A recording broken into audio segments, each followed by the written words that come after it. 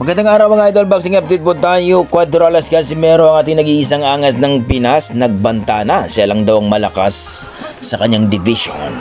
Pag-usapan natin yan mga idol. Naoya Inoue may bago na daw makakalaban. Well, pag-usapan natin yan mga idol. Bivol versus Beterbiev sa kanilang rematch mga idol. Pag-usapan din natin yan mga idol. Pero kung bago kayo sa ating YouTube channel, baka pwede makahingi ng isang like, subscribe at pakipindot na rin ang ating notification bell mga idol para ma-update kayo sa ating bagong video na katulad nito.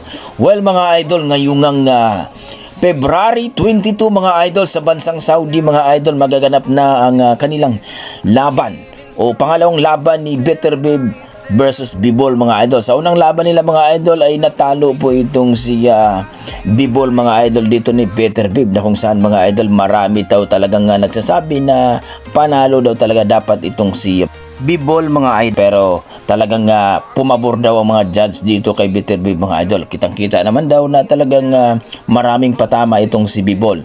So ayon kay Bivol mga idol, dinaan na lang daw niya ito sa rematch kung pagbibigyan. Pero ngayon mga idol ay kumpirmado na ngayong February 22 mga idol magaganap na ang kanilang laban doon nga sa Saudi Arabia mga idol.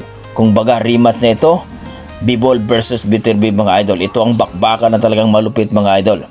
Pero para sa akin mga idol at sa mga nagsasabi ng mga boxing fans na mananalo itong si Bivol kung ito'y matikio itong si Beterbiev. Pero kung paiskuran daw mga idol o kung aabot ito sa desisyon, baka manalo pa rin itong si Beterbiev. Kayo mga idol, ano masasabi nyo sa kanilang paparating na laban? I-comment mo na sa baba mga idol para ating pag-usapan. Sa kabilang banda mga idol, Naoya Inoue.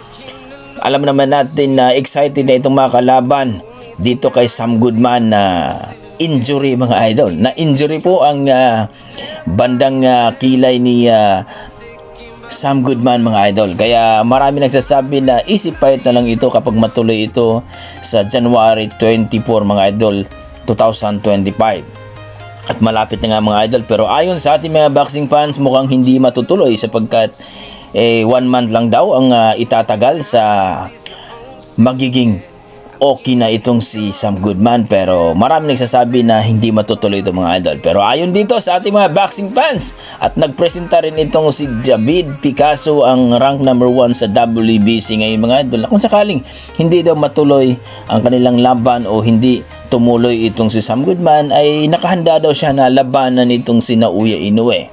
Well mga idol, alam naman natin na bagito pa itong si David Picasso na kung saan ay 24 years old pero rank number 1 ito sa WBC.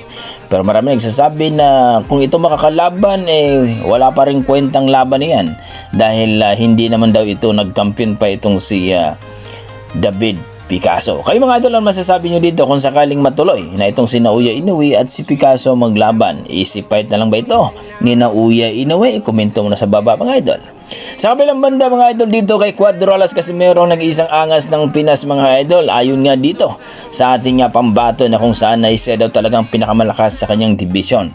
Kumbaga dito sa 122 pounds o super bantamweight division. Well mga idol, mula nung umakyat po siya sa super bantamweight division ay wala pang nakatalo sa kanya.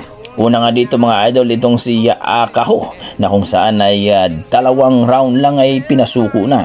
At si Pilipos ay talagang tumaob. 6 round ay nabutata ito mga idol at tumambling po ito sa luna.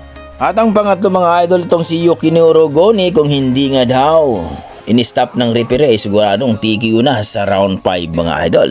At dito pang-apat ay itong si Saul the Best Sanchez mga idol na kung saan round 1 lang tinagal nito. Kaya naman mga idol, marami talaga ang natatakot dito kay Cuadrales Casimero. Ang number 1 daw nga takot dito kay Casimero ay itong si Naoya Inoue. Ayon kay Casimero mga idol, kung sino daw ang magpaharang-harang sa kanya o magpaangas-angas sa kanya ay itutumba daw niya, papabagsakin daw niya kapag ito'y makalaban. Kayo mga idol, ano masasabi nyo sa sinabi ni Casimero sa kanyang pagbabanta? Komento mo na sa baba mga idol para ating pag-usapan. Maraming salamat. Ito sa division ko, ito lang masasabi ko sa division ko ngayon, walang makakatalo sa atin. Kung sino man yung magpaangas-angas dyan sa harapan ko, pag sinabi kong pabagsakin ko yan, pabagsakin ko talaga yan.